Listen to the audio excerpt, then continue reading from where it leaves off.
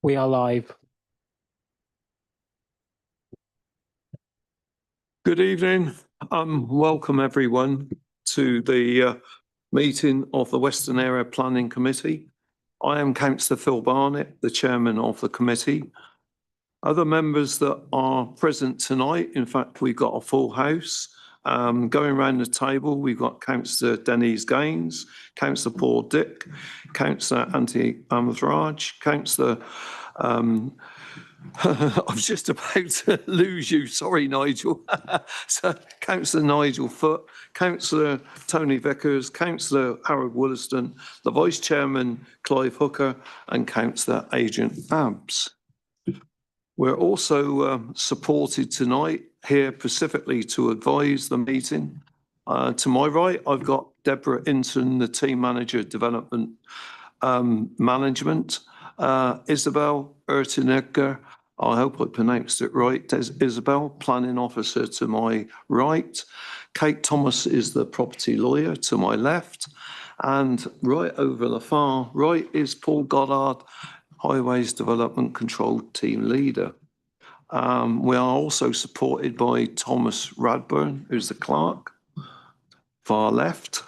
And to my far left, further back, is Sam Chilterton, the Zoom host. Before we start this evening's meeting, I would like to take the opportunity to remind members that we are subject to the Council's Code of Conduct, which requires us to uphold certain standards. Importantly, respect. Members across the chamber might not always agree with one another, but I would ask that in our disagreements, we endeavour to be always respectful of other views. If we hear the evacuation alarm this evening, we must leave the building immediately, and please proceed via a safe emergency exit route, which are listed above the door to my far left or to my door on the far right. We must also then follow any instructions given by officers, and the assembly point is the car park within the back of the Dolphin pub. If the lockdown alarm sounds, we must remain seated and await further officers' instructions. We will then adjourn the meeting until such a time it is safe to proceed. Do members have any questions in the way the meeting is to be conducted tonight? I suspect I don't. Sorry, Paul, Councillor Paul Dick, was that a comment or was it no? You're more than happy. Okay, thank you very much. Right, Thomas, do we have any apologies? I don't think we do, but we might have had one listed, but they're all present. Thank you, Chair. No, okay, no apologies. Thank you very much. Okay. Right, going around the table, declarations of interest, starting with you, Councillor Gaines. Nothing for me, Chairman. Okay, Councillor Dick. Nothing from me, Chairman. Councillor Amthraj. Nothing from me, Chairman. Councillor Foote. Yes, Chair. I should point out I'm West Berkshire Heritage Champion. I don't think that will influence how I, vote at the meeting, but I would like to have that recorded, please. Thank you. Councillor Vickers. None, thank you, Chairman. Councillor Wollaston. None, thank you, Chairman. Councillor Hooker. None for me, thank you, Chairman. Councillor Abbs, and from the chair, I haven't either. Moving on, we now move on to item 3, and I'm inviting members to consider the minutes of the meeting held on 17th of September. Any comments first? No, and Councillor Abbs, I suspect, is going to propose. All right, Councillor Dick seconding. All those present in favour? Right, okay, it looks, I think that was unanimous. Okay. I will sign in a few minutes, okay. All right. Right, we move on now to item 4 in brackets 1, which is application number 25/01687/FUL 14 Charnham Street, Hungerford. Now, before we actually move into the discussion within this application, I'm just going to point out, especially to members perhaps present, members of the public or speakers, that in this case, you possibly don't know the procedure. If you don't, well, I'm just going to read out the correct process that we follow, and hopefully you'll then understand why we actually follow this procedure. Officers will present the application to the committee, after which the following groups might wish to make representations for a maximum of 5 minutes. And we specifically notify the speaker after 4 minutes to give warning that you conclude within the 5 minutes. So the presentations will be in the following groups: parish/town council representatives, the objectors, supporters, the applicant and or the agent, and then ward members. The committee will have the opportunity to ask questions of clarification of speakers. Members will then have the opportunity to ask questions of officers. Members of the public speakers will not be able to engage with committee members, officers outside the process. And this is important to note. And that is either by calling out from the audience or sending any form of electronic message, i.e. email, text or WhatsApp message. The committee will then debate the item before determining the application. Therefore, without further ado, sorry. Can I just say, Chairman, I think I mentioned it before this meeting started. We have a James Cole, Councillor James Cole from Hungerford Town Council, who wishes to speak, and he's on the list to speak. Unfortunately, he's actually away at the moment, so he may be unable to get online. If that is the case, with your indulgence, I'd like to read his statement out. It's not my thoughts, it's actually the thoughts from the Town Council. And I don't, from the chair, feel there's any problem there at all. I'm looking around the table. I suspect there's no problem from members either. Les. Thank you. Right. Just on the understanding, Chairman, that we won't be able to ask questions of that presentation. Exactly, Vice Chairman. But it's if it's specifically the statement on behalf of the representative from Hungerford Town Council, who, as you say, might not be getting a good signal where he is located at the time when he's due to speak, that is, of course. Okay. So therefore, without further ado, I think I might well have missed you off initially, Isabel. I'm going to ask Isabel Ertiger to formally introduce the application. So over to you, Isabel. Thank you, Chair.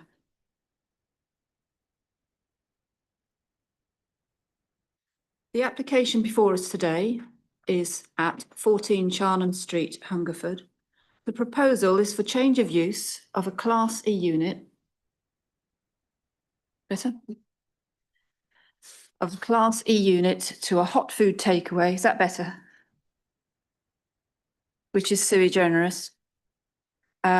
Including the installation of extraction and ventilation equipment and external alterations.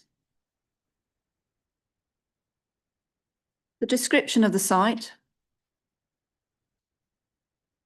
Here it is, located on Charnham Street, number 14. The red line includes the parking area and the blue line is land that's within the same ownership as the application site, but is not part of the application. The proposed works externally include ducts at first floor levels, tidying up the site, air vents, and ducting with a chimney. I will show you that. From the front, there are changes proposed to the existing door and window. Any adverts will be subject to separate advertisement consent. From the rear, there's one circular duct, and you can see the main duct going up at first floor level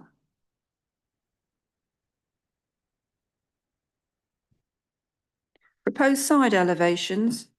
I mentioned tidying up the site, new roof on the ground floor elevation, painting of the existing render, blocking up of some doorways and windows, and some screening proposed in wood at first floor level. The design, character, appearance, heritage, and neighbouring amenity have all been assessed and are detailed in the committee report. I'm very happy to answer questions on that. Constraints of the site. The site is within a conservation area and is within the North Wessex Downs National Landscape, which replaced the AONB. I have an update details on the report. A further consultation with the SUDS team was requested and received. They have replied that the applicant has provided an appropriate flood risk assessment and therefore they have no further comments to make. Further additional public representations have been received, an additional 2 letters of objection, raising similar concerns to those set out in the committee report and which are detailed on your update sheet. This included a committee site visit, a local resident conducting a survey over several evenings and daytime. Also on the update is information requested by Councillor Abbs regarding noise levels. This is all detailed in the noise report, the noise impact assessment, which is part of the application, but any further details, I'm happy to answer questions. The planning history of this site is quite important. In 1994, the site was refused permission to change to an Indian takeaway. That's because the existing use at that time was A1. In 2012, there was another planning permission for a shop front, again confirming that the use was A1. In 2014, there was an application for a change of use to A3 and A5, which has since lapsed. Therefore, that permission was never implemented. The current use therefore remains as A1. However, in 2020, the use class order changed and A1 now becomes Class E. Class E has a number of different uses.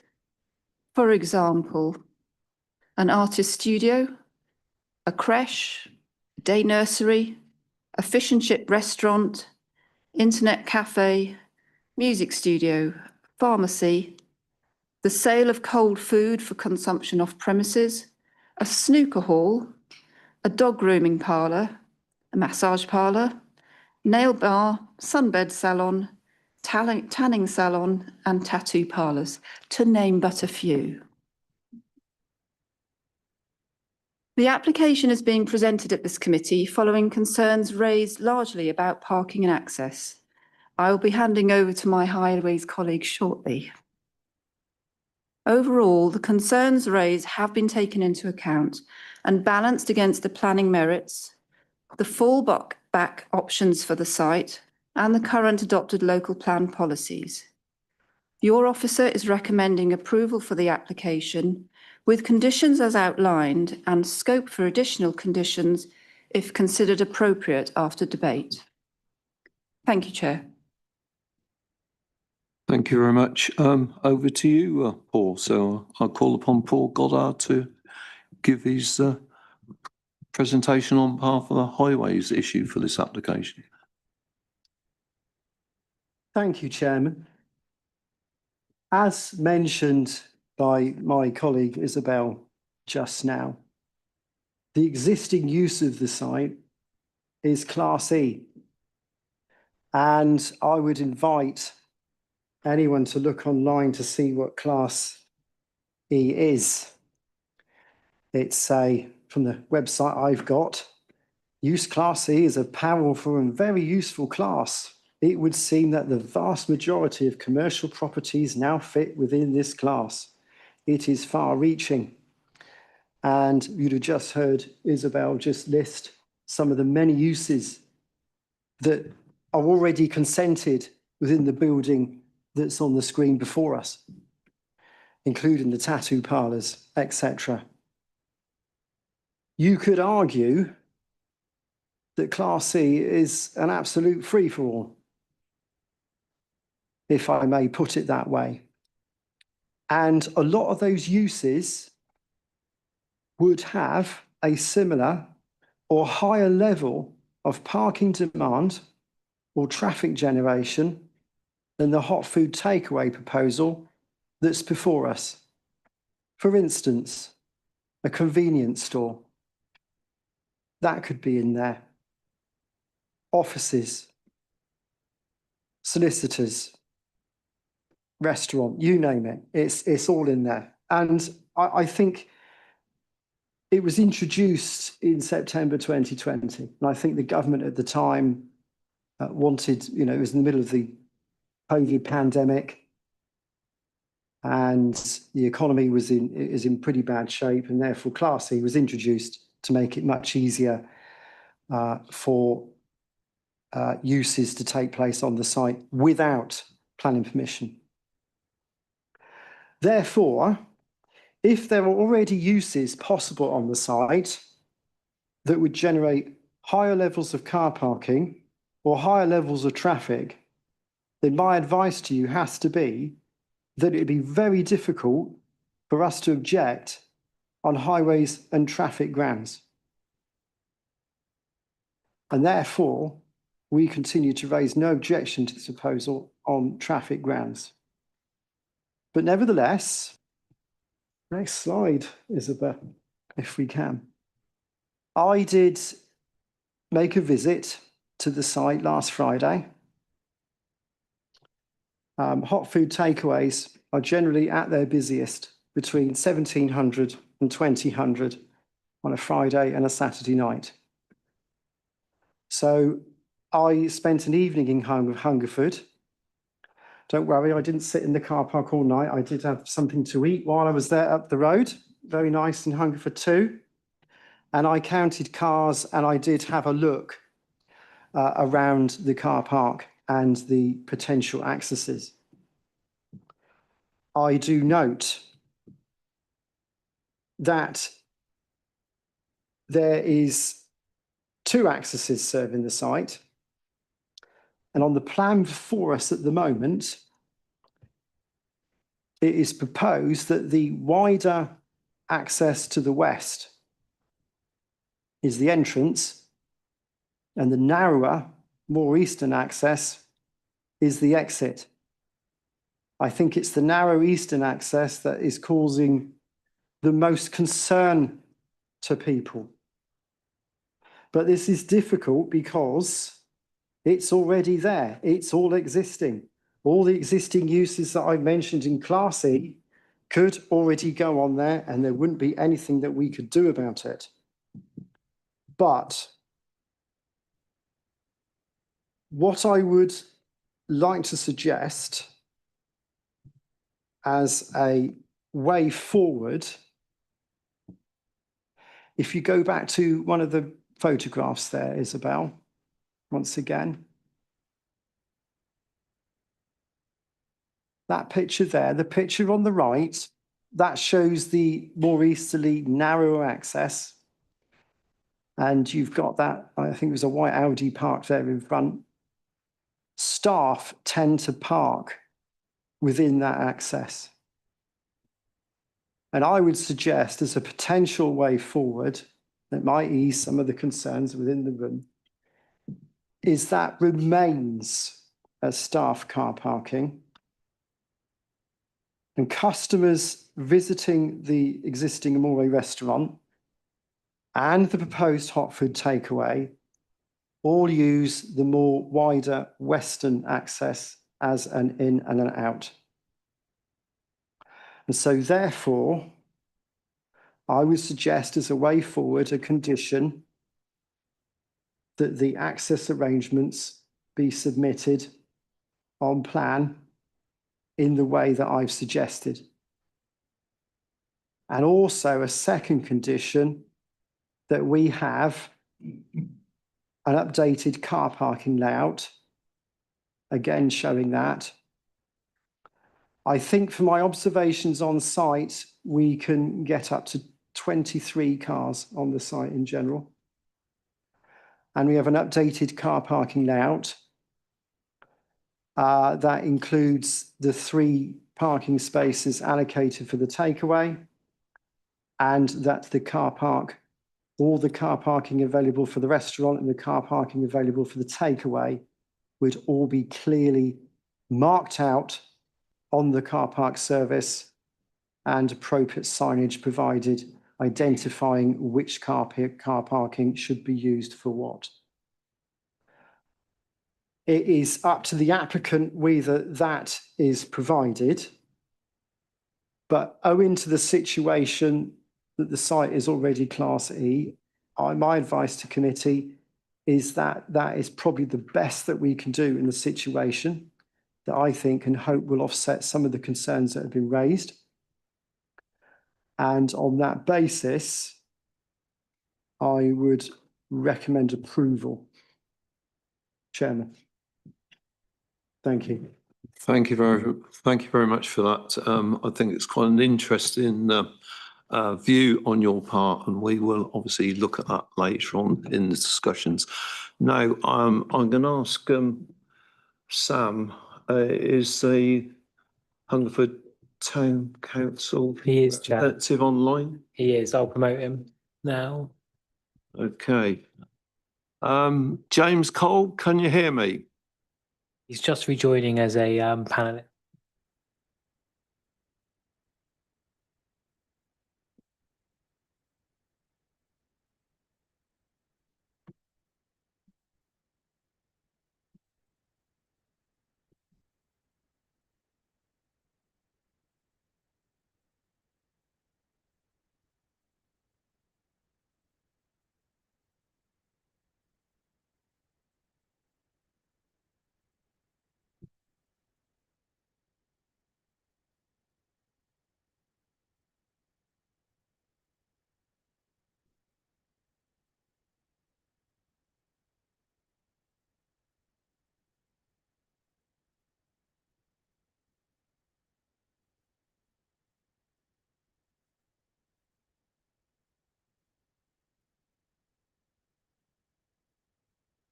Chairman, I believe that Mr. Cole is now in the Zoom meeting.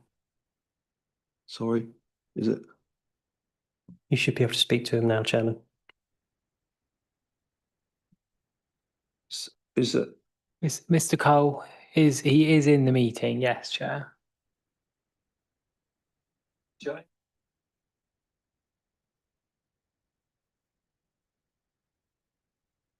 James, can you hear me? You thought he'd actually come online, didn't you? You can hear.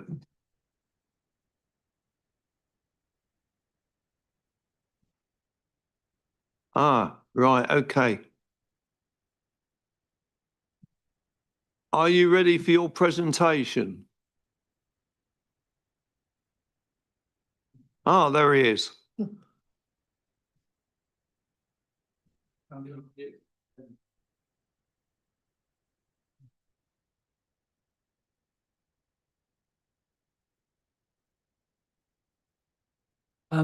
So we can't hear you, Councillor Cole.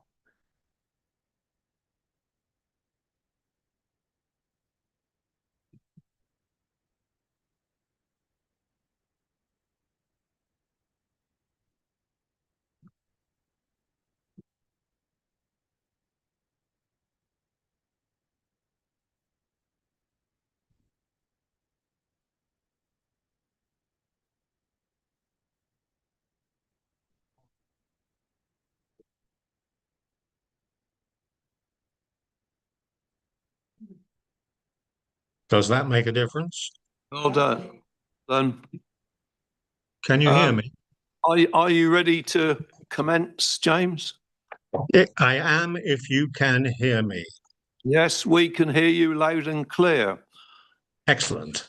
Okay, over to you, and the clock is started now. Thank you. Evening, members. I do apologise for not being in the chamber this evening. I am away on a very brief holiday. If the internet breaks, as you know, Councillor Gaines has the words. Thank you, members, for permitting that as an alternative. We had two reasons for objecting to this application. The relatively minor one in this case is conservation. This application wants to turn something that does have some character, befitting the visible back section of a building in the conservation area, into something boring. Deborah on site described the back part as modern. I agree the building is not helped by modern render, but the back bit is number 15 Charnham. According to the Hungerford Virtual Museum, the 1819 Enclosure Award map shows number 14 near the road and 15 behind. So it may not be that new as a building. Therefore, I disagree with your conservation officer on this. Chairman, you may remember I did time as West Berkshire Heritage Champion. It's also been brought to my attention by residents, it's not necessary these days to have the sort of ventilation equipment proposed, particularly in a conservation area.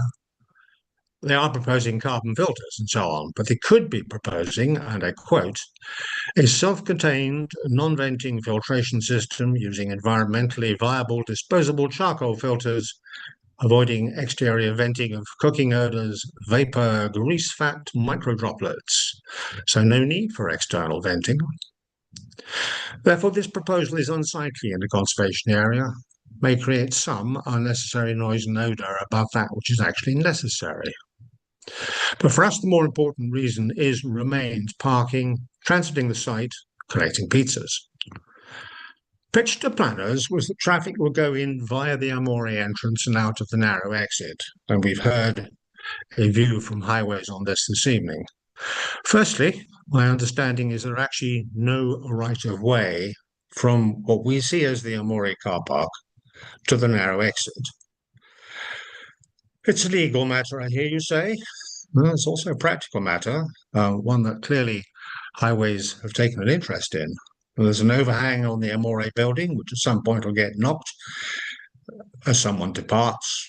If exit via that route should be encouraged. The splay there is a disaster waiting to happen. One of Hungerford's councillors happens to be a highways engineer of equivalent qualification to Paul. And he demonstrated to us that the visibility splay required on a new exit would be 43 metres, measured from 2.4 metres back from the curb on that sort of road. Sure, it'd be less, 23 metres on a lesser road. But this is the A4. There are about 5 metres or so of visibility, and it would not be appropriate to rely on that for constant traffic coming out of this new application.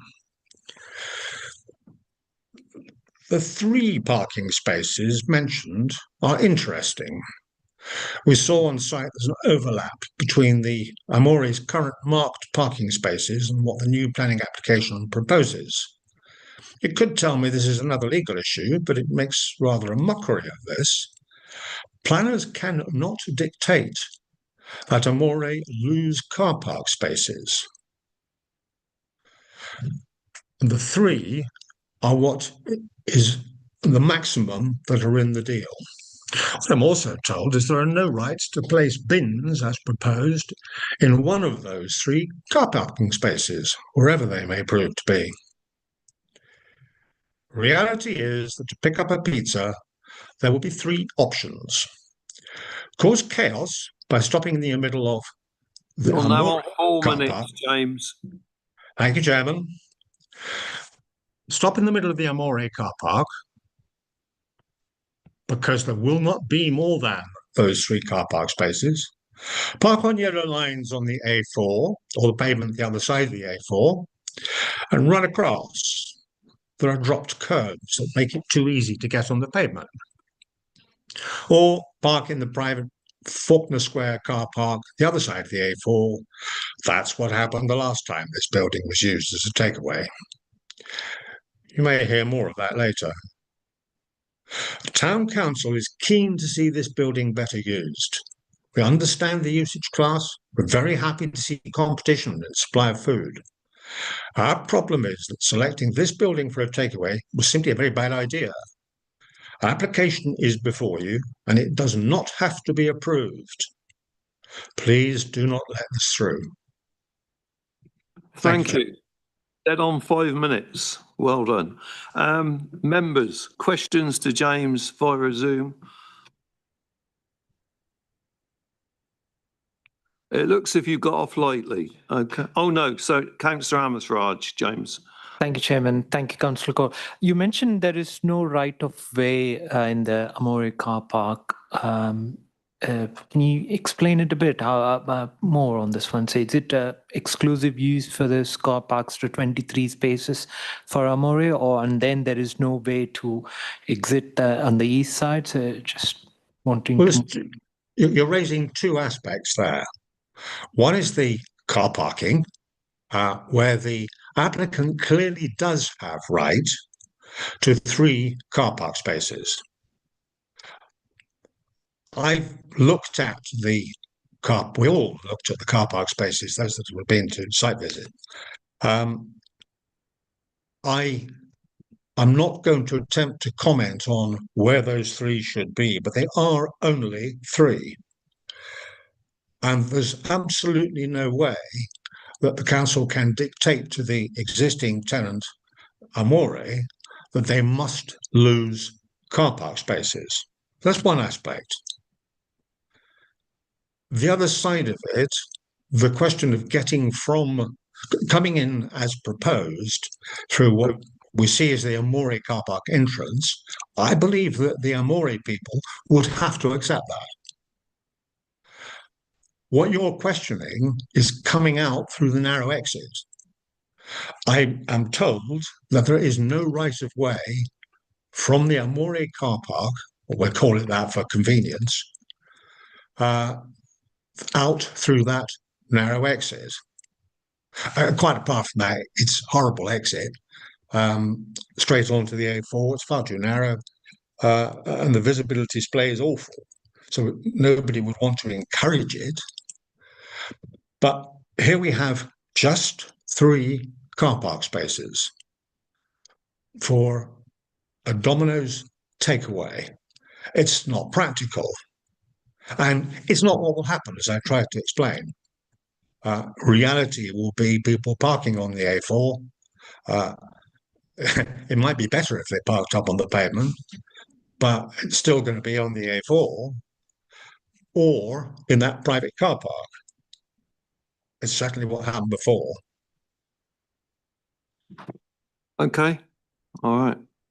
Right, Councillor Hooker. Good evening, James. James, you mentioned in your presentation there splay lines. Could you just expand on, please, what your highways engineer from the parish or the town council mentioned? Was it 42 metres or something? Could you just expand on the splay lines coming out of the larger? Presumably it was the larger entrance, wasn't it? You were referring... No. The narrow one. Just go through. And don't forget, Councillor Hooker, where you do these sort of calculations on a new entrance, we're looking at the existing 2 entrances and no one's talking of changing those. The pitch from the applicant was to use the smaller entrance as the exit to come in via the larger one. To my knowledge, there's nothing to stop that coming in via the larger one. The exit and the splay via the exit, you look apparently for 43 metres onto a road like the A4. A smaller one, you'd look for 23 metres, I'm told. It's not my speciality, strangely enough. But it's around 5, perhaps 6, if you're lucky, if you stand at 2.4 metres from the curb and look left and look right. At the small, narrow exit as proposed. And so how would you actually get out onto the A4? You would drive out, hoping that no one's going to run into you before you can actually see anything. And that's insane. The alternative of using the Amore car park, and I keep calling it that, I've no doubt that legally it belongs to the freeholder. It's a very small area that is not used by the Amore.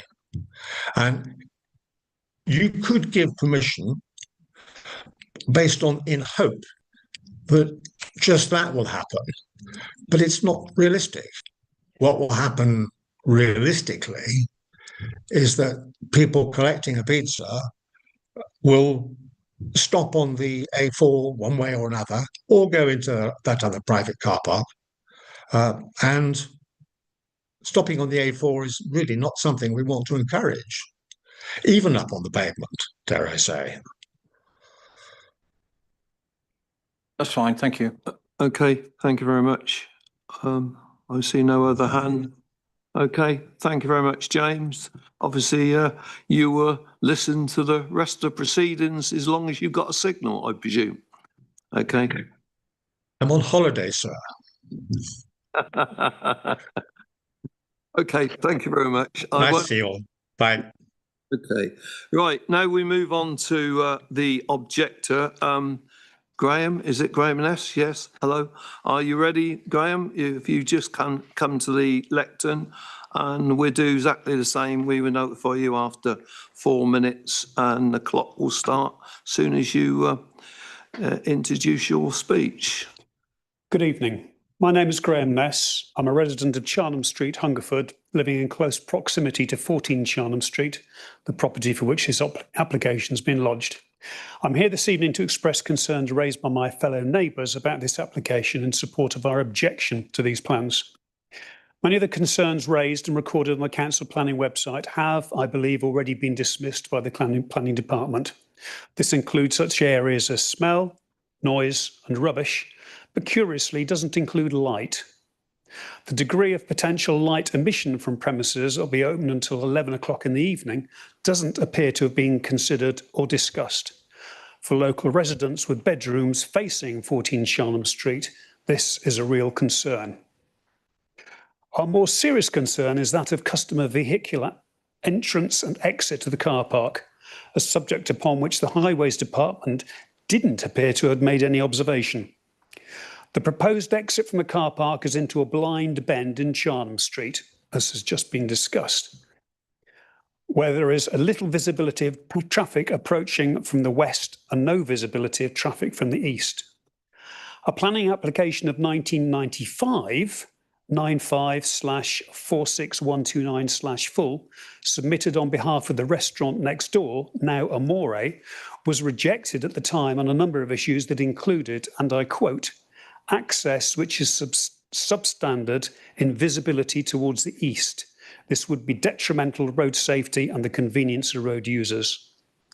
I will concede this was 30 years ago, but would argue in that time traffic numbers have escalated while driving standards and levels of driver patience have deteriorated.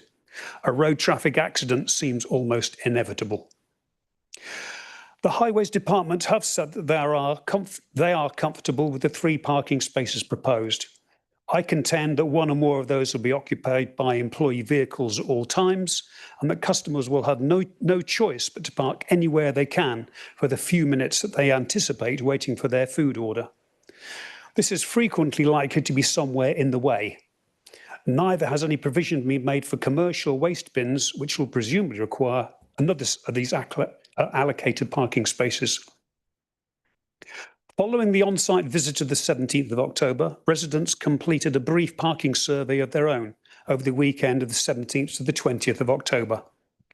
Amore's car park capacity is 16 vehicles, and there are 3 spaces allocated to number 14. The survey revealed that at 1:30 and 7:30 on each day, the 3 spaces allocated to number 14 were already occupied. And in the evenings, 2 or 3 cars were using the proposed exit space to the road as overflow parking space, thereby blocking that exit. During these times, restaurant customer cars were also observed parking on the pavement and in Faulkner Square, taking up private residence parking spaces. If car parking space for the existing Amore restaurant is to be further limited, then consideration needs to be given to where else customers of both restaurant and takeaway can park. The current options appear to be on the pavements on either side of Charnham Street, on private land in Chapel Court next to the Amore restaurant, on private land in Faulkner Square, almost opposite number 14, potentially blocking emergency services access, on double yellow lines along Charnham Street, or in the nearby petrol station car park, which is also private land. Planners have not identified provision for delivery agents, those people on bicycles and small motorcycles representing Deliveroo and Just Eat, to name but two. Observation of fast food outlets locally highlights their idle time and constant coming and going. You are now on 4 minutes. Thank you. Were this new food outlet to attract similar traffic, then we would have a further flow of pedestrian and vehicular access on and off the site, potentially parking their vehicles on the pavements, sitting on my neighbour's garden walls, dropping their rubbish into their gardens, and irritatingly revving their engines as they leave the premises. As Hungerford residents, we fully support unoccupied buildings of the town finding new use, and this application clearly satisfies that goal. In terms of supplying much needed additional amenity to Hungerford, however, we don't see this facility adds anything to a town that already has at least 2 other pizza outlets. Finally, it's also notable that planning application 95/47431/full was granted in 1995, which resulted in a pizza outlet opening on one of the nearby petrol stations. That closed about 2 years later through lack of consistent business. You're now on 5 minutes. Could you conclude, please? Thank you very much for your time and attention. And finally, please consider public safety first in your final consideration of this application. Thank you. Thank you. If you just wait by the lectern in case there's any questions. Right, members, any questions for Mr. Ness? No? Okay. Right, you can Thank you once again. back to the back benches. We now call upon the agent, Chloe Smith, and again, you've got 5 minutes, Chloe, so soon as you're about to commence, we'll set the clock then, okay? Thank you. My name is Chloe Smith and I'm from Pegasus Group. This application has been approached positively and proactively, and we have worked with the Council's professional planning officers to address any comments raised during the application. The site is located in an edge of centre location in proximity to many other commercial uses. The premises' lawful Class E use provides it with a fallback position in which it could operate as a cafe or restaurant with ancillary hot food takeaway service, selling the same food as the proposed use without requiring planning permission, and therefore without any restrictions on opening hours or deliveries. The proposed change of use will reinstate an active use in a vacant building, encouraging footfall along Charnham Street during both the day and into the evening, enhancing the vitality of the area. In addition, the proposals will create a number of full and part-time jobs for local people. The site is not within a typical walking distance of a school and will therefore have no impact on obesity or health. We have noted comments in relation to vehicular visibility from the lane immediately adjacent to the building. There are 2 access points to the rear parking area, which are utilised by the application site and the adjacent restaurant, and the application proposes no change to these arrangements. In reality, it is likely that users will utilise the other access point, which is larger and has better visibility. The hot food takeaway will not generate a level of vehicle movements over and above an alternative restaurant or retail use that could be operated under the same lawful Class E use. It must be noted that highways have raised no objections to the proposals. Delivery drivers are largely off-site making deliveries during their shift, returning briefly to collect orders. Therefore, it is expected that no more than 1 or 2 delivery drivers will be at site at once. As such, the provision of 3 parking spaces at the rear of the building are sufficient to accommodate parking from delivery drivers and customers. Again, highways have confirmed that the parking provision is acceptable. The proposals include noise and odour abatement measures which will suitably protect nearby residential amenity, as confirmed by the Council's Environmental Health Officer.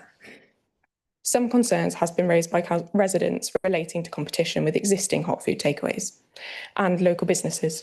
Competition is healthy within locations such as this to provide choice and a range of businesses. Notwithstanding this, competition is not a material planning consideration. The proposals have been informed by advice from a heritage specialist to ensure they have as little impact on the conservation area as possible and respect the traditional characteristics of the area. Furthermore, the proposals seek to reintroduce an active use and investment into a building, enhancing the visual appearance of the site and wider street scene. In summary, suitable proposals have been put forward that put a vacant building back into active use, compliant with all relevant planning policies. On this basis, it is respectfully requested that you follow the officer's recommendation and approve the application subject to the necessary conditions. Thank you very much. You're actually under 3 minutes. Right, questions? Okay, Councillor Amaraj. Thank you, Chairman. You mentioned 3 parking spaces is available for this. Is this through a legal arrangement with the landowner or through a covenant or something? Can you please explain to us in the committee how is that 3 parking spaces? So I believe the lease for the unit that has been agreed by the applicant, has those 3 parking spaces included within it, and that's kind of what they are being allocated for the operation of that unit. And so they will have access to the wider parking area. As we said, it's private land, but that will be the designated spaces for that unit. Councillor Abbs and then Councillor Gaines. Yeah, thanks very much, Chairman. I assume as an agent you put the diagrams together, or someone in your group. Not myself, but yeah, someone from the applicant, yeah. So it's leading on from the whole parking conversation, 3 spaces. For you to comment on, please, when we were on site, the kicking of the wall, which basically is marked on the drawing as the edge of the parking spaces, didn't line up with the parking spaces that we saw in situ. And the diagram here seems to show bins that more akin to something I'd have at home than commercial bins. How are you squaring that off? How am I meant to believe that this diagram is accurate in terms of its representation? I know the applicant has considered extensive works to the building to improve it, and they will they're filling up the windows on the side elevation and making improvements to the building. I believe if it needs squaring off, they will do the works to replace and improve the kind of suitability of those walls and things like that. But sorry, I don't think I mentioned. Okay. You just how it all fits together and fits. Well, there doesn't seem to be, the diagram doesn't seem to represent the spaces that we see on site, and doesn't seem to represent the bin sizes, don't seem to represent the use that you're intending it for. So what am I missing? What am I missing? Something I can ask the officers for clarification. I believe they're going to remark all the spaces out with the applicant when they redo the building. They're going to remark everything. Yeah, so not all of them, probably the 3 that are allocated to unit, as kind of the applicants only got as under their lease those spaces. And so that's kind of the area they're contained within. But they can reline them and put signage up to ensure they're allocated to that unit. So do you mind if I ask one final question? It's slightly off. Are you sure that this red line is accurate? Yeah, the red line boundary is accurate, and it should fit everything. Thank you very much indeed. You've got Councillor Gaines. Thank you. Just moving on from Councillor Amatoraj, he mentioned the parking spaces. I'm thinking more about the access to the parking area itself. So obviously the parking area at the moment is Amore's got all those the parking spaces on the left-hand side as you go into their car parking.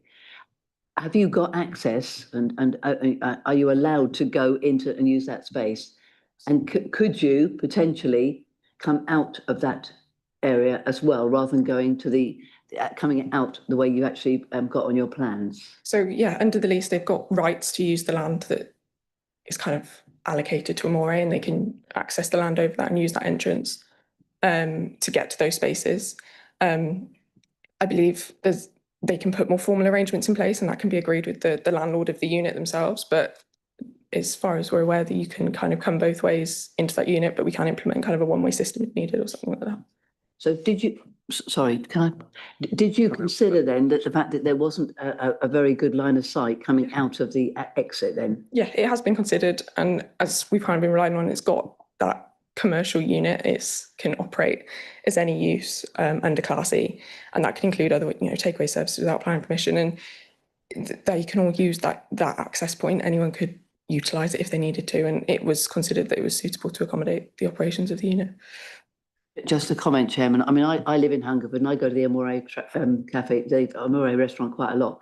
I've never come out of that exit ever. I've always come out of the original entrance when I actually take the car down there. Thank you. Okay, right, Councillor Foot. Yes, thanks very much, Chair. Ms Smith, you work for Pegasus, a planning company.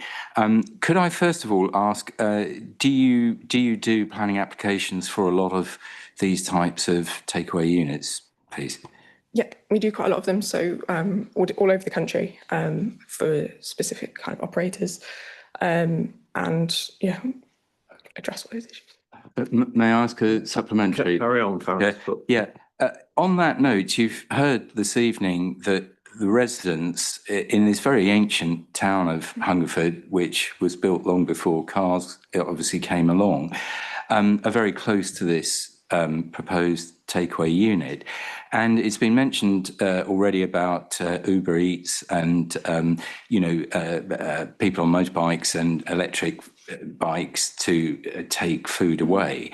Do you ever take that into consideration when you're planning your new establishments, please? Just to inform the committee. So the operator, I think it's been discussed by the Town Council as well, is Domino's, and Domino's in this case don't use third-party delivery services. So they will only use their own employed delivery drivers.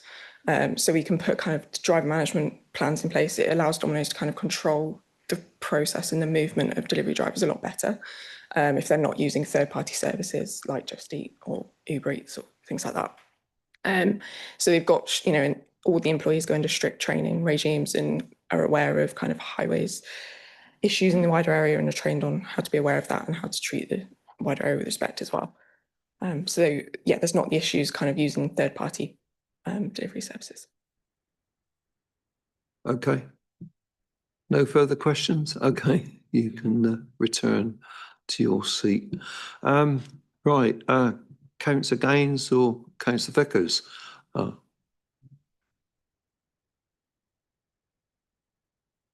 well, it's me, and I've got very little to say actually. But I feel, as I think I was the one that signed the call in, I should just explain why I did so and what I think, what I believe is the best interest of the people I represent at this point after what we've heard. It was purely about the access for parking, more the highway safety on exiting than it was about the adequacy of the number of spaces. But I agree with the Town Council's view on both aspects. I think what we've heard is that there may be a solution, but I think we need to ask Mr. Goddard a few more questions before we can see our way through this.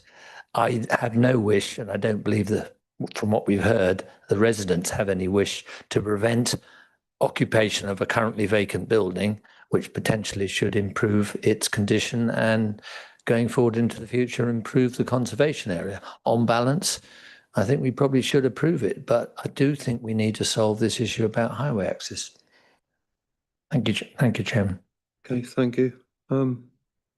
Don't think there's possibly any questions leading from that very short presentation. No, I don't think so, Councillor Vickers.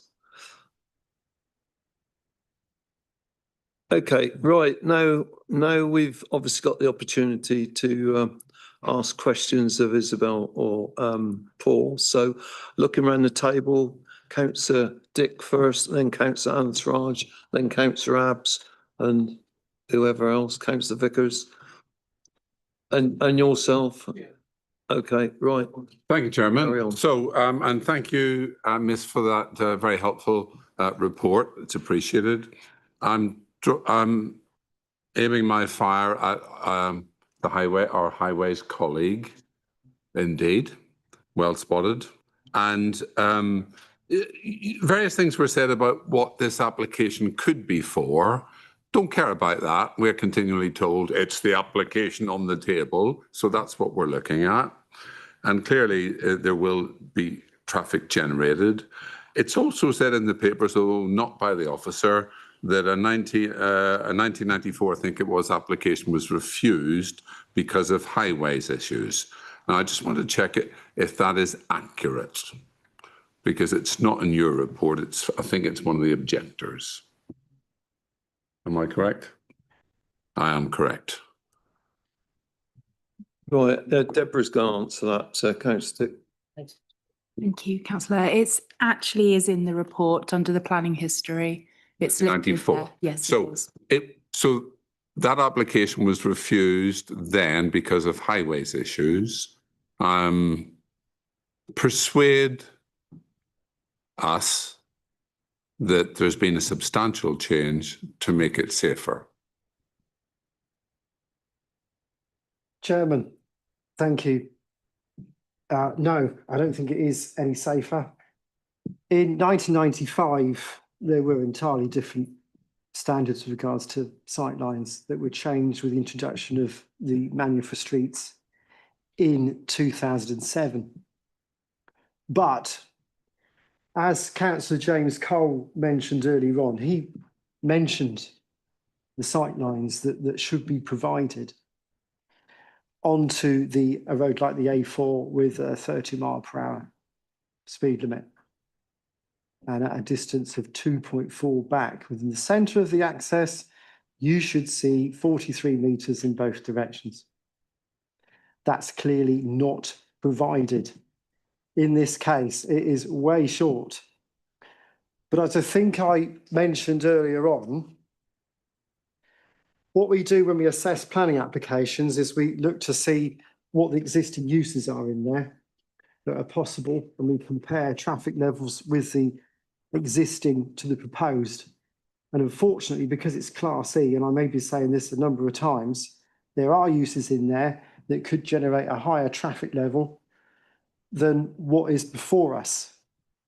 And the access is already there, it's already existing, and there's not a great deal that we can do to stop its use. But I do think it's not ideal. I do think the sightlines are very limited. I don't quite understand why the proposal before us was going to have everything coming in on the wider western access and everything going out via the narrower eastern access with the very limited sightlines. But we've heard from Chloe Smith tonight, the agent, and she says there's no reason why we cannot have an in and out for the wider western access. And I will mention again that I would like to put forward a planning condition that details of access arrangements be submitted, and then we can regularise the access situation and ensure that the narrower eastern access is just used for the staff car parking that was observed on my site visit on Friday, and everybody else, restaurant goers, takeaway goers, use the wider western access as an in and an out, an access that has better sightlines than the access that Councillor Dick has mentioned. Can I come back? If I may, thank you, Chairman. We understand if it was a new site, what the rules are. We understand that it's irrelevant. We don't care. It is what it is and has been, well, for 100 years, according to some. So for a long, long time. So you still insist that it's doable. You went through your solution, or proposed potential solution. So could you just do that again a little bit more, with a bit more clarity about exactly what you're proposing? And while you're doing that, I'm sure your senior colleague over here will tell us whether or not we can actually put that as a condition, because we're not just putting it on one set of people our way. Thank you. And then I'll keep quiet.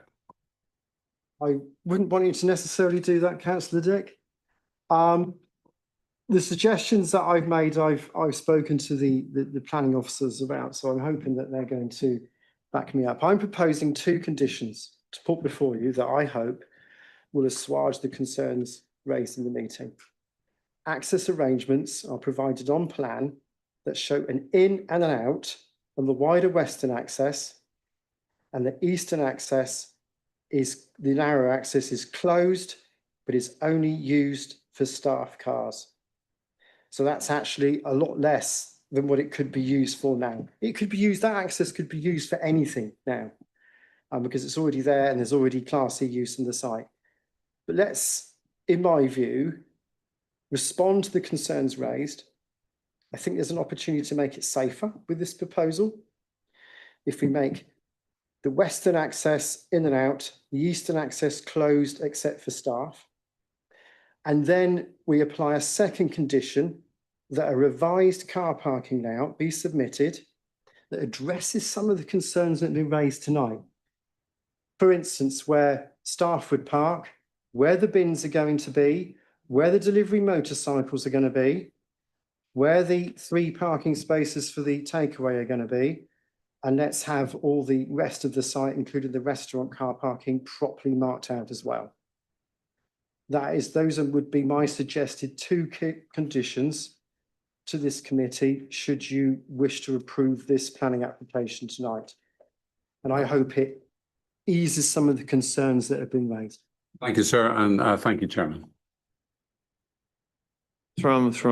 Thank you, Chairman. I have a couple of questions on the parking situation as well, Chairman, but I'll come to that end. But I just want to cover a topic which I don't think is been mentioned. Question to Isabel, case officer, please. Section 3.3 for the consideration aspects, the job creation, both in that section, it's mentioned no to both applicable to the proposal, also no to the material to decision. My question is, since the agent to the applicant mentioned there are going to be jobs created, and we know that there will be certainly jobs created, can I please ask why there is both no to those criterias, and are we missing in this committee that it's too much focus on this parking situation rather than there is a material consideration for the job creation aspect? So that's one question. Sorry, Isabel, I will continue. My question on this conditions, one of those, if the committee intend to approve this proposal, the construction hours says that it should be 7:30 and then until 6 o'clock. In this committee, I've been looking at number of applications where the construction management plan was described. Never, apologies if I missed that, but never saw a construction starting 7:30 in the morning. Particularly yeah. It starts at 8:30, I remember, but 7:30 is too early. So my question to the case officer is, if we intend to approve, would the officers would consider amending that one, considering this may happen during the winter months, to start a bit late to avoid the peak traffic and disruptions causing. So that's the 2 questions I wanted to ask on the aspects. You can answer. I can answer the first one, Chair, regarding the job creation. Yeah, that's a mistake in that table. That should say, yes, there is job creation, but it's not material. It's material in the sense it goes to the planning balance, but that table is really for whether it has a major influence on the determination of the application. So we do give it weight, the fact that there is an economic benefit to the proposal within the planning balance. So, Chairman, on the construction hours, one question, please. Okay. Thank you, Chair. I can answer that. It says no operations taking place except for 7:30, but 7:30 would allow for vehicles to arrive on site before they're in the way at 8 o'clock from other traffic. I see no reason why it can't be amended to 8 o'clock, but that's the reason it's set early. Okay, right. Councillor Foot, you didn't have a question, right? Go on the other side, right? Councillor Abbs first. Yeah, thank you very much. Probably yourself, Isabel. We have a red line diagram in front of us, which clearly shows 3 tiny little bins. Do you know what volume bin is indicated?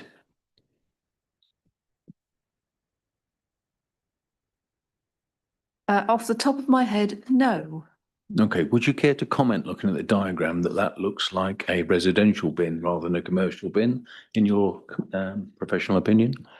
Well, the layout shows, yes, quite small bins next to the 3 parking spaces. But as we've already heard, I'm quite enthusiastic about a condition which looks at the whole layout of those 3 spaces. And as you observed on the site visit, there is quite a space next to car park space 1, leading towards the edge of the back end of the site.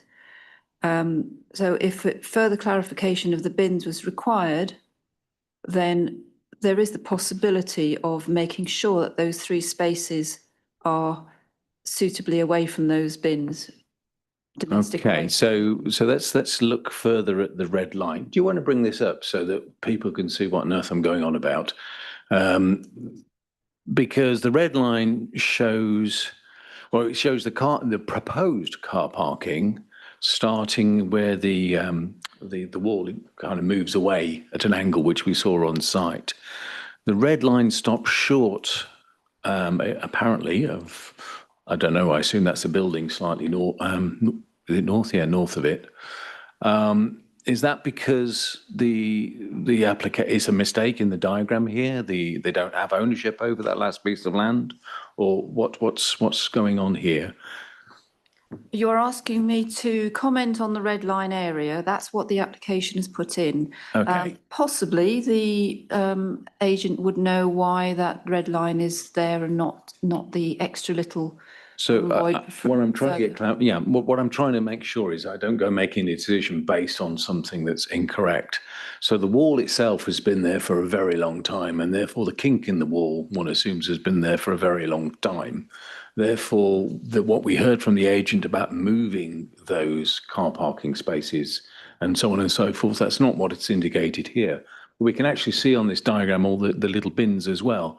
So you're asking us to try and condition something to take account of those bins that will somehow move the spaces even further away from where they currently are, and then still allow for all the car parking spaces that are more in need, which I'm just running out of space. Yeah, I just don't understand how we can condition something if this diagram's wrong. Now, and just to finish where the diagram potentially wrong, which is what I'm looking for clarification on, we all saw an overhang of the building, and I see no indication of an overhang in the marked buildings. And I did actually ask on site for that to be remeasured, so we could understand what space there was for potential vehicles to exit, tall vehicles, vans, things of that nature, which we've already heard mentioned earlier might hit that anyway. Can you help me with any of that, please? Yeah, thank you, Chair. I was going to, obviously, Paul Goddard has recommended a condition for a plan to show parking, turning and refuse storage on site. The red sight line that we have in front of us does indicate that there is room for that because the application is the whole red line. Whether or not the applicants, it's within their lease is not relevant to us, whether or not they can do it through whatever lease agreement they have. The fact is that whole site is within the red line. So if we were to, for instance, move those spaces just a bit further north and have a slightly larger area for more of a commercial sized bin in that space, according to the red line. Can you conclude that we are within our rights to refuse an application bin based on insufficient bin storage being provided? Well, given that the fact that because the red line shows that there is sufficient space for a parking and refuse storage plan, which are our standard conditions, parking and storage, refuse storage plans, we do require quite often by condition. If, for instance, if the red line was literally stopped there, then I would say, yes, it's unlikely they wouldn't be able to fit it in. So if members felt that was insufficient refuse, then yeah, that would be a reason for refusal. But in this case, because the red line is such that there is the ability to move the spaces slightly to accommodate a slightly larger refuse area, then that is achievable via condition. But we can condition this such that if officers find with it when the new plan is developed, because I think we have to assume that commercial bins are needed for this commercial takeaway, and that there's 3 of those meant to be provided. That's pretty much taking up the whole of one of those spaces. I'm just, if we're going to condition it and say, yes, okay, so now with officers, I really want to be absolutely sure that Mr. Goddard has checked this with a fine-tooth comb, that, we really are providing enough for Amore still. I mean, I guess it's not really my responsibility for Amore, the same owner, but I'm very nervous about the diagram I'm looking at. It does not seem to represent what I saw on site.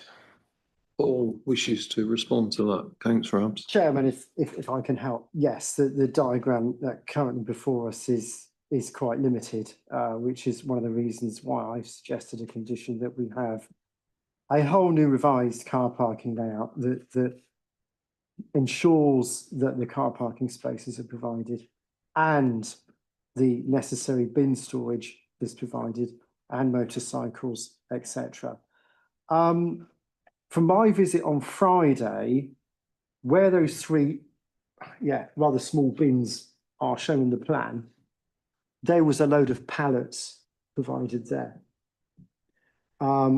which would take up the area where I think one of the pictures we've shown these larger biffer bins, which is probably the more appropriate size of bins for the establishment, and those bins would take up the area where those pallets currently are on the site. And even with those pallets there, I still counted up to, including the staff parking in the alleyway, about 23 car parking spaces. So I'm satisfied that we can get sufficient car parking on the site for the restaurant and for the takeaway and ensure adequate bin storage. That's it, that picture there, those bins there. And just to the... But that's just the Amore bins. Just to the right of that silver SUV is where all the pallets are. And I think, yes, larger bins could be put in there where the pallets were, and we would still have sufficient car parking for the restaurant and the takeaway within the site. So I tend to agree with you that if I'm just look at this application and the 3 spaces are put somewhere else, then of course this application with the 3 spaces and the bigger but kind of works. But it then impinges on what exists. And we've already heard multiple times that the car park is already full on certain occasions. And in fact, that last time there was anything like this here, they were on the roadside and across the way and so on. So parking provision, along with storage provision, it remains a concern. Maybe I'll bring this up in debate, but I'm semi-convinced, but not fully, I'm afraid. Okay, well, so Paul wishes to even respond to that, Councillor. Yes, Chairman, we've got another slide to show you. Next one. These are the observations I made on site during Friday evening between courses in an eatery up the road. And yes, that car park, this is between 5 o'clock and 8 o'clock on a Friday and Saturday evening is when a hot food takeaway is at its busiest. But again, remember, we could have similar uses in there within Class E that would generate similar levels of car parking. And yes, from those figures, that car park does get quite full. But further down the road, and that photograph there is Charnham Street, almost opposite the Bear Hotel and the BMW Minis Dick Lovett place. And you can see that there's plenty of on-street car parking that restaurant goers could go to during the evening, a very short distance away. So even though that car park does get a bit full in the evening, when a hot food takeaway would be at its busiest, I'm satisfied that there is existing on-street car parking that is available during an evening that could be used should the restaurant car parking overspill onto the out of the site. And there is parking on street that could be used. Now, also remember that the condition that I suggested was that car parking would be signed within the site. So parking for the takeaway would be clearly displayed, clearly signed, and that would be used for the takeaway only. And the restaurant car parking would remain separate from that. And with all those measures, I would suggest that the car parking can be adequately provided and controlled within the site. And I hope that assures any concerns that Councillor Abbs may have. Thank you, Chairman. Thank you. You were trying to attract my attention, I think, for another question. Is that correct? Because there is other members that wish. No, I think I've taken plenty of your time. Right, Okay. it's fine. Okay, you're happy, are you, Councillor Abbs? Because there's other members. No, I'm not happy. Well, you're not, but not on this issue. No. If it's on this.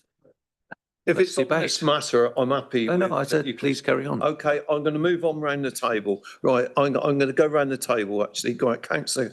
Yeah, coming back to Mr. Goddard and the suggestion of in out of the western area, is it use that as in and out? And you've admitted that there are times when that car park's full. I only asked the question, but is there enough room for doing an hour U-turn? You go to pick up your pizza or whatever, and then you park up. You've got a U-turn if you're not parked. It's a good question, and the answer is yes. Okay, thank you. 6 meters between. We look for 6 meters between spaces, and that can be provided. And I would ensure that was provided. Thank you. And also on the plan that we're going to get, can we get some widths of parking spaces? I mean, is there a requirement for a restaurant car park that they need to be of a specific width, so as we don't joggle the widths to get the 27 or 20? You know what I'm saying? And the other thing is, I go back to Councillor Abbs, when we were on the site meeting, but I think we were concerned that there was pallets up against the wall of the application. But again, depending on the widths, we were concerned, and I guess it's not our issue, that Amore may well lose that last parking space before we get up to the wall on the north side. And I guess, is it going to be a civil matter, or is it just going to be a wrangle? Or, by the way, you put these in, Amore effectively have now got a very narrow or a parking space, but that will be determined. But that was our concern, that they show 3 to get the 3 in, the required 3, but we were just a bit concerned in practical terms when there was enough room and Amore would lose one of its parking spaces. Chairman, standard car parking sizes for all use are 2.4 by 4.8, and we would ensure that every parking space is provided. And do we know what they are, these 3? There's no dimensions, you see. No dimensions on the plans, but I would be looking for some in any car parking layout that would be submitted. Yeah. And a better parking layout that's currently before us, because I think that's warranted in this case. Well, at least we've something to look into. And one question for Mrs. Oettinger, if I may. It was mentioned by the objector, concern of lighting signs. Have we got any information on what the advertising signs will be of Domino, and whether they need to put any restrictions on, or is there no signage, or it's something we might consider on conditions of lighting for the neighbours, that's all, but I can't see anything. Isabel? Thank you. Any lighting and shopfront signage would be subject to separate advert consent, and at that point we could make sure that there's no overlaps. Thank you, Chairman. That's my questions. Okay, right. Councillor Williston. Thank you, Chairman. Unfortunately, I was unable to make the site inspection, but I did go to have a look at it on the Saturday. And I'm slightly confused by the plan, because I'm assuming that the whole site, including the restaurant, is in the same ownership. I'm not sure. And if it is, or I suppose if it's not, there's still quite a lot of land there, which butts up to the restaurant, which supposedly is within this application. So why can't we put bins there? There must be a solution to that. Okay, any answer to that request? Yeah, Paul, I'm not sure, did you want to answer that? Because you were talking earlier about where you would look to put the refuse storage. Yeah, I agree with Councillor Williston. I believe there's sufficient scope there to provide bins in that location, in that part of the site. And within the sort of, with the narrow eastern access, you will see the shape of the building now. I consider that there are places where bins could be tucked away. With regards to the whole site ownership, which was the earlier part of Councillor Williston's question, I would need to pass that back to my planning colleagues. I'm assuming that because the restaurant building is outlined in blue, that area and the area outlined in red is all part of the same ownership. Yes, that's correct. That's part of the application description and the ownership certificates.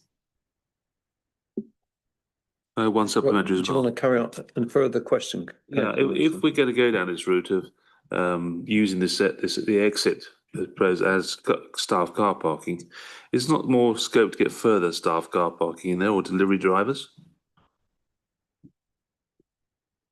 Chairman, yes, I would like that to be considered, but I think as Chloe Smith, the agent, said, the delivery drivers would only sort of attend about once or twice during a typical day. They would have a delivery route to take when they've collected, and it wouldn't be often that they would call back there. But I would like that to be considered in any car parking layout as well. Okay, Councillor Vickers.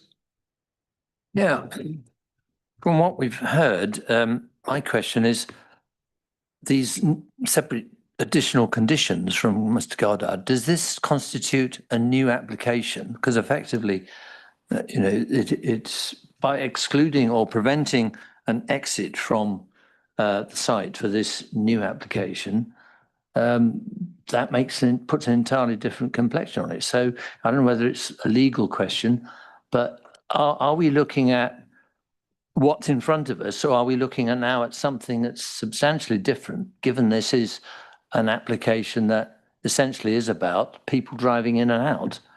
I mean, I know there are changes to the building, but that's not been what we've been discussing or questioning officers about. But are we in danger of going down a route where, I mean, subject to the applicant accepting these conditions, and, apart from listening to what's been said tonight, I don't know there's any discussions between officers and the applicant about these new conditions, which seem to be at the centre of what we're going to be discussing and deciding. Deborah. Thank you, Chair. And thank you, Councillor Vickers. In terms of whether we can consider those changes within this application, we can, because it's similar to a landscape condition.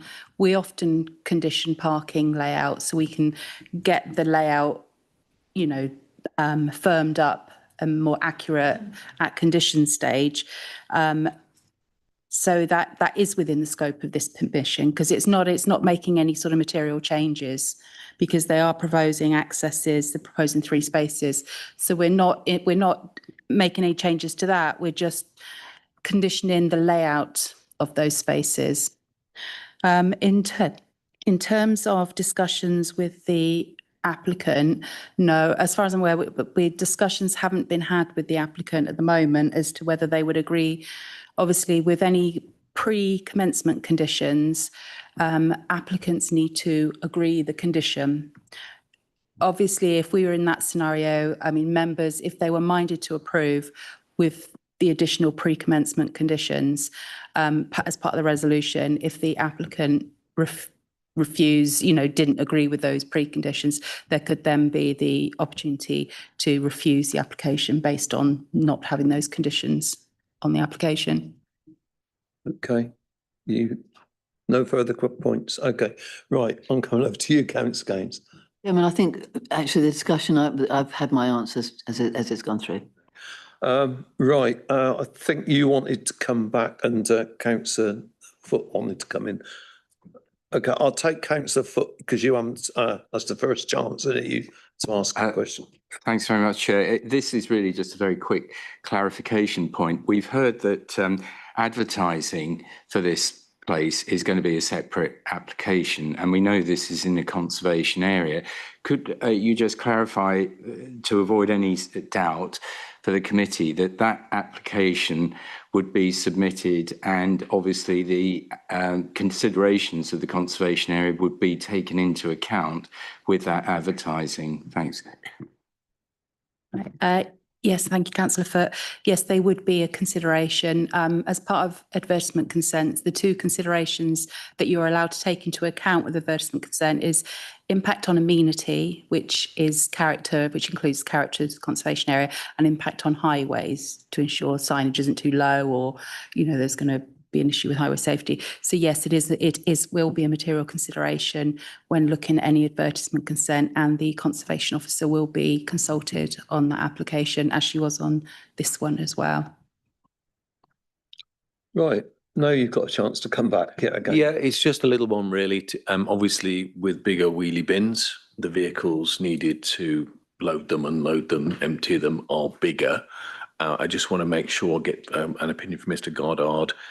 We've mentioned what a U-turning space is needed for a car.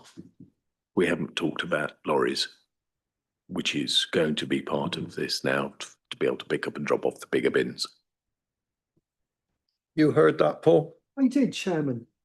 Yes, as in the photograph, there are already big bins within the site, the 3 Biffa waste bins. And if there's say another 2 or 3 more for the hot food takeaway, I would suggest that a vehicle already attends the site to collect those bins. I would imagine that would be during the day when both the restaurant and the proposed hot food takeaway would be less busy. I imagine that takes place now, and it would continue to take place with the proposal. I'm just looking to make sure that it constrains somehow, because remember we're talking about stopping one of the exits, which I assume would stop the commercial. I don't know how they exit. They probably don't go out that way anyway at the moment because of the hangover, but we could write this into our conditions to make sure there's no little loophole here and to make sure we get the safest outcome. No further questions? If so, I've got, well, okay, I'm going to ask one from the chair, actually. In regard to the markings, Paul, clearly there's been discussions about, you know, the actual size of the parking, but the issue that I'm sort of visualising is very wide entrance on the west, but it's imperative to actually consider left and right. And I think, would you be happy to having some proper marking that indicates that when you're coming in from the east, you don't cut across the west side? Because we've heard tonight already that the parking on the Friday and Saturday night exhaust all the recognised parking spots. And we also heard on the site visit that they regularly, punters park in the middle of the car park, and they park right close to the entrance. So I think, would you be considering appropriate proper marking that makes sure that when you enter the actual car park from the west, you don't cut across what would be the exit on the left-hand side of the exit? Yes, we would, Chairman. I do not see why you wouldn't have, you'd go out on the right-hand side and come in on the left, and you would have the appropriate road markings as you normally do with any road or access that would come up onto the A4. I was thinking more of regular parking close to the exit, which would not allow you to actually, it would be very difficult to exit the site if the parking's right up to the footpath, and therefore you would in effect be exiting the site on the right-hand lane, which could be the position where somebody coming from the east is trying to cross the stream of traffic into the car park. When I did my site visit on Friday, there was a car that was almost parking half on the footway there. If this is what you mean, I would hope if we had the car parking spaces properly painted and marked out, that the chances of that happening would be reduced, because people would clearly then be able to see where to park. So I'm hoping that would ease your concern there. Because yes, having a car parked halfway on the footway is not ideal, not for pedestrians, and if you're looking to leave the site. It reduces the visibility for you when you look to the right. I think I've covered your point there, but please let me know if I haven't. I think I made my point, and I'm sure it will be considered. Did you want to come back, Councillor Vickers? Okay, right. Sorry, Councillor. Can I just clarify something then? Mr Goddard, we're saying that we could insist that Amore also mark their car parking spaces out, could we? Yes, that is my plan, because okay. that plan is within the red line on the drawings that have been shown on the screen. Because as you go in there, of course, if you marked at those places, then you couldn't go in the wrong way, because you'd actually the parking would be already there. So no, that's fine. Thank you. Right, Councillor. Yeah, thank you. Just a consideration while Mr. Goddard's looking at this car park situation. Obviously, there'll be signage on the current out, which will say no entry, presumably. But just a question of how we police just staff parking down the alleyway. Are we going to have a sign, staff only, or how are we going to police that? Yes, I envisage that we could have staff parking only. Okay, members, who's going to open the debate? Right, Councillor Vickers, ward member. Thank you, Chairman. Yeah, sorry I wasn't on the site visit, but I know this site well, and I have, had a thorough investigation of it before the formal site visit took place.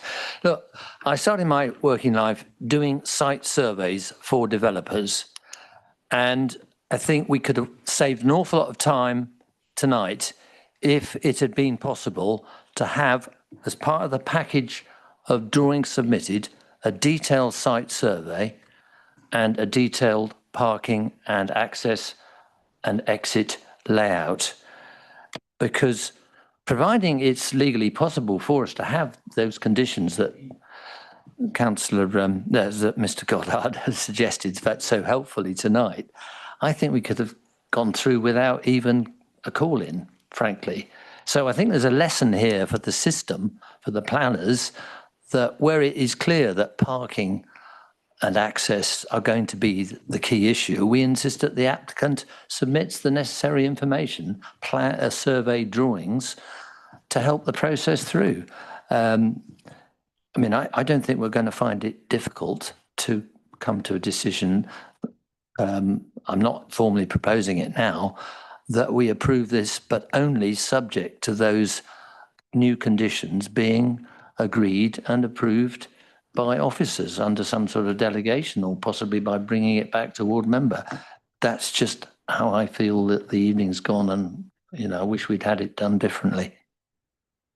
Well, thanks for those observations. I'm sure that they'd be taken on board at the appropriate time and appropriate people, Councillor Vickers. But at the moment, we're now going to debate the application with the comments that have already been made. So I'm going to look round the table. Councillor Dixon, next one I've got on the list, and then Councillor Hooker.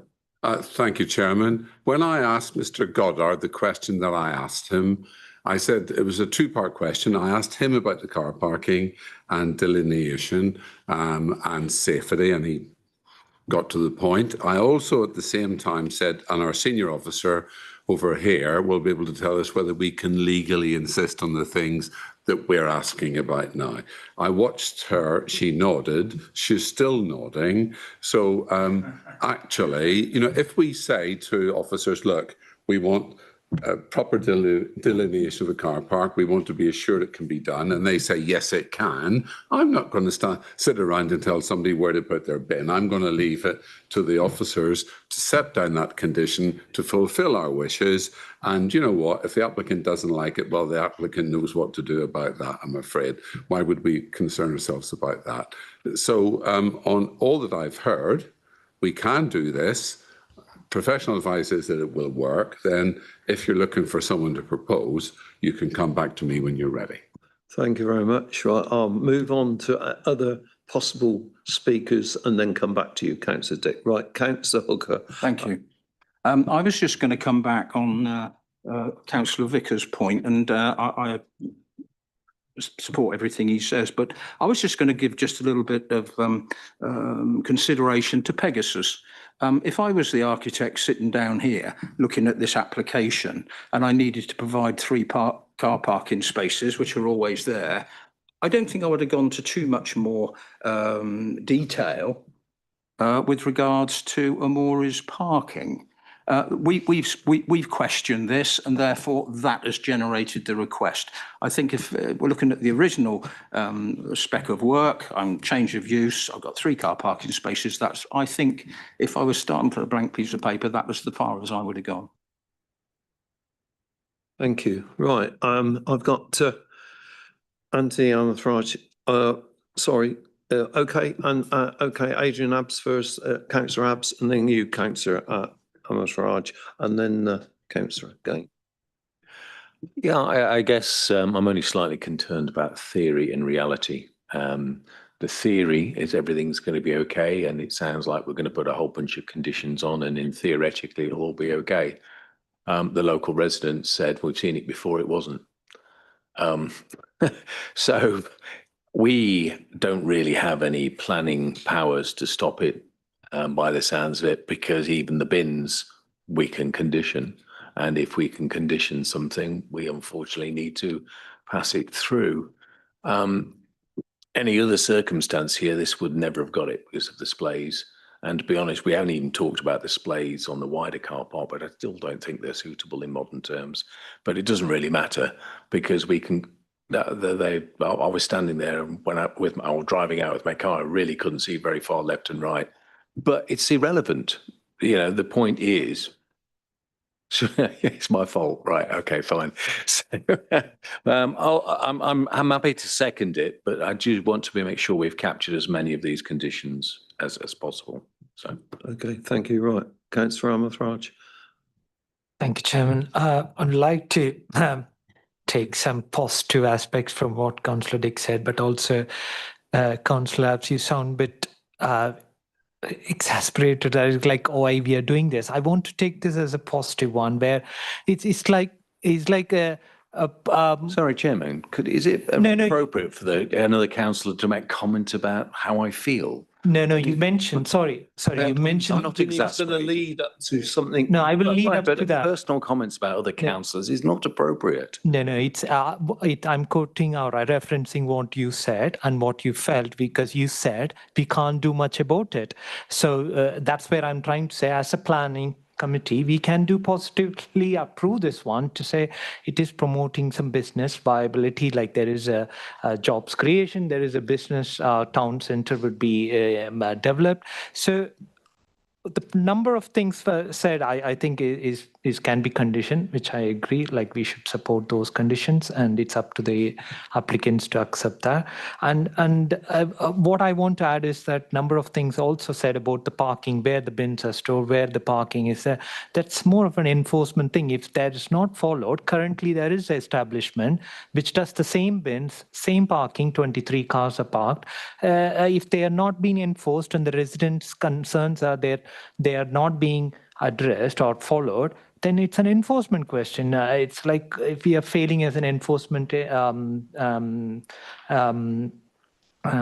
here in terms of supporting those residents, I think we should do more enforcement and proper enforcement, and I will also be supporting this application. Okay, right, thank you.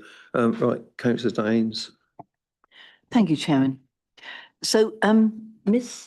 Smith said that this area was actually mainly industrial, but actually it isn't. Most of that area is residential, and a lot of it is actually heritage.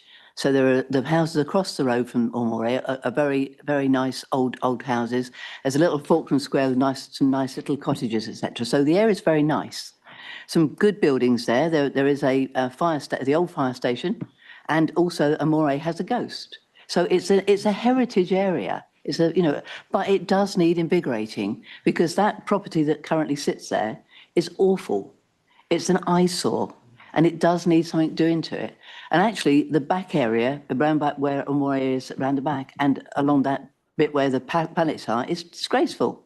It looks awful.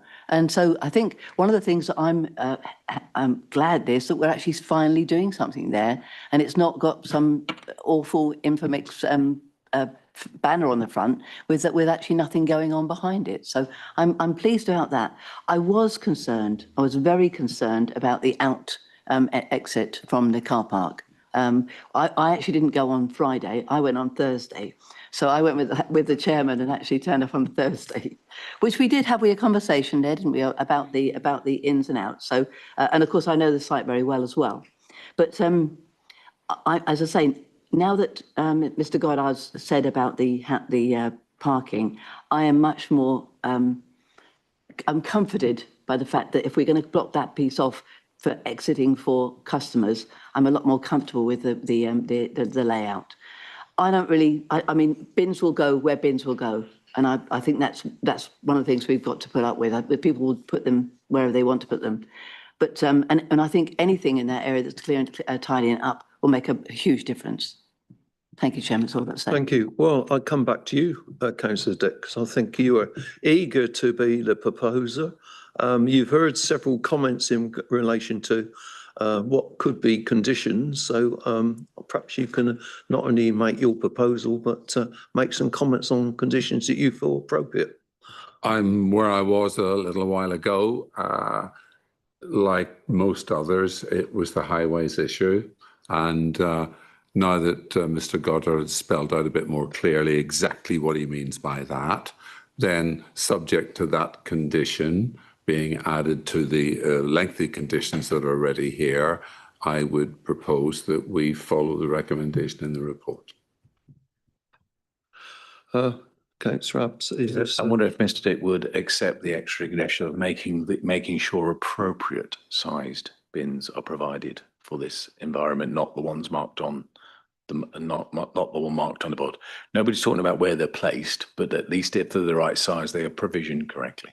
Well, I mean, sorry, but I suspect that a business will get the bins that it needs and put them where we say they should go or not where they shouldn't go. But if everybody else wants to talk about bins, talk about bins. Okay, I think I'm looking for other points which you were hoping to have in your proposal in condition wise, that's all.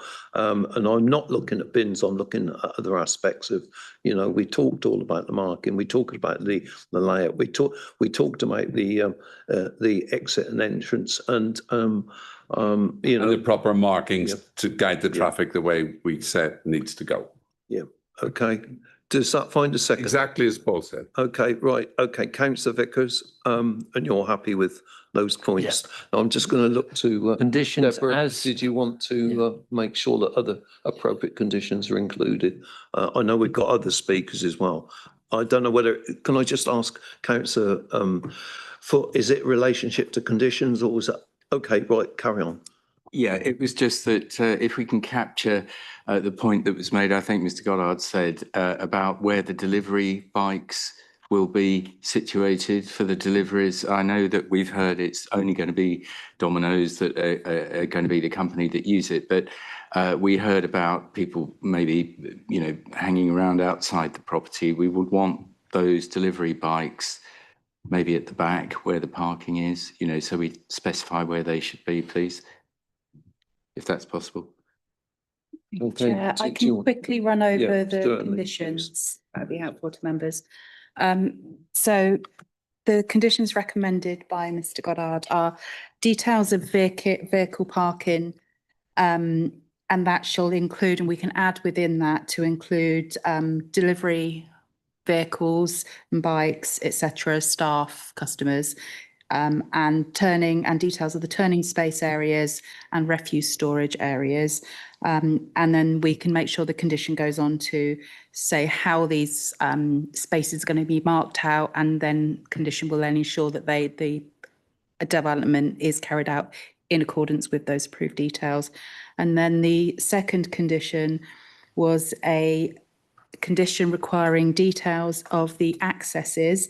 And again, we can have we can expand that and make sure that the details that we are provided show how it will be signposted on site, and ensure then that it's carried out thereafter.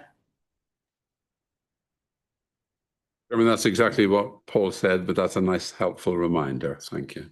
Okay, we captured everything, I think. If there's no further other points, perhaps I can put your proposal to the vote. So members, a show of hands, all those in favour? Okay. Against? Abstention? Okay. Do you want that recorded at all? If you wish, yeah. Thank you very much, members, for attending the single item. And thank you very much for speakers and members of the public for attending. And I formally close the meeting.